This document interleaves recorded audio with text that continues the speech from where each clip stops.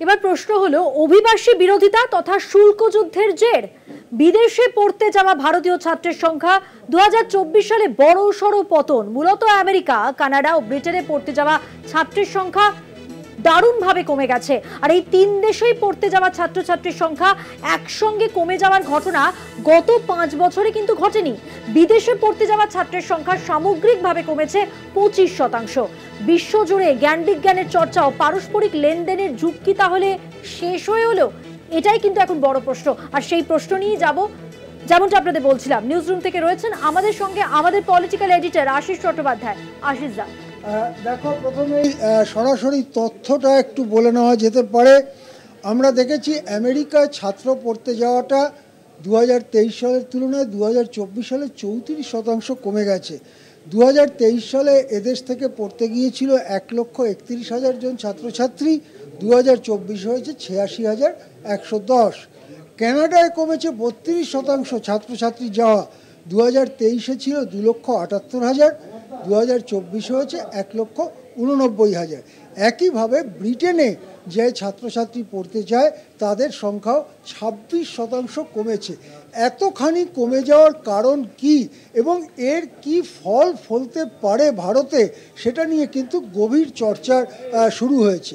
1 নম্বর কথা হচ্ছে, এমন কতগুলো বিদ্যা রয়েছে, বিশেষ করে ইলেকট্রনিক্স, ইঞ্জিনিয়ারিং, মেডিসিন ইত্যাদি ইত্যাদি, মহাকাশ চর্চা, মহাকাশ বিদ্যা, এমন কতগুলো বিদ্যা রয়েছে এবং কিছুটা কলাবিদ্যাও, যেমন ইকোনমিক্স, পলিটিক্যাল সায়েন্স ইত্যাদি, দর্শন, যেগুলো ব্রিটেন, আমেরিকাতে বিখ্যাত বিখ্যাত বিশ্ববিদ্যালয় রয়েছে। তার একটার নাম সকলেই জানেন, হার্ভার্ড, এরকম আরও কেমব্রিজ ইত্যাদি নানান বিশ্ববিদ্যালয় রয়েছে এই দুটো দেশে, ব্রিটেন এবং আমেরিকায়।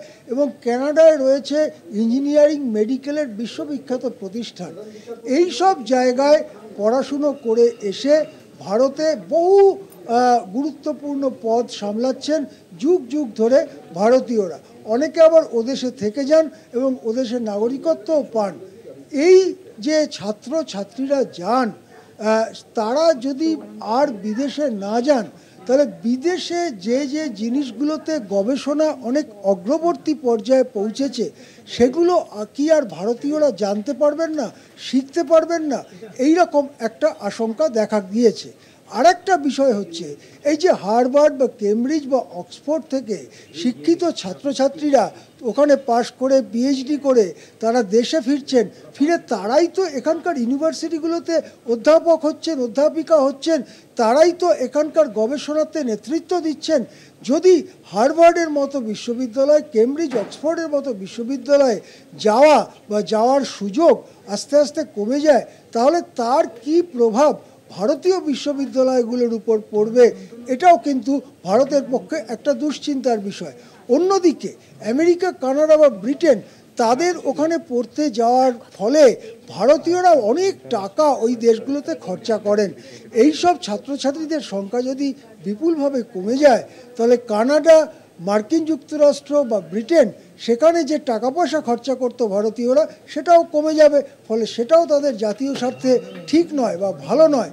কিন্তু সারা পৃথিবী জুড়ে এই যে অভিবাসী বিরোধী একটা মনোভাব গড়ে উঠছে, আমাদের বাদামি চামড়ার লোক দেখলেই মার্কিন যুক্তরাষ্ট্রে বা ব্রিটেনে একদল মানুষ তাদেরকে শত্রু ঠাওরাচ্ছে, বিভিন্ন জায়গায় তাদের উপর নিগ্রহ করা হচ্ছে, অনেককে মার্কিন যুক্তরাষ্ট্র থেকে স্বেচ্ছায় পালিয়ে যেতে হচ্ছে। এই যে সব ঘটনাগুলো ঘটছে, তার ফলে একটা উৎসাহের ভাটা দেখা দিচ্ছে ব্রিটেন, কানাডা, আমেরিকায় পড়তে যাওয়ার ব্যাপারে। এখন তাহলে কি বিকল্প কোনো গন্তব্য খুঁজবেন ভারতীয়রা, যেমন চীন, যেমন জাপান অথবা রাশিয়া? দেখা যাক। কিন্তু আপাতত খবর হচ্ছে, পশ্চিমী দুনিয়ায় ছাত্রছাত্রী যাওয়া দারুণভাবে কমেছে ভারত থেকে। ধন্যবাদ। কথা বললাম আমাদের পলিটিক্যাল এডিটর আশিস চট্টোপাধ্যায়ের সঙ্গে।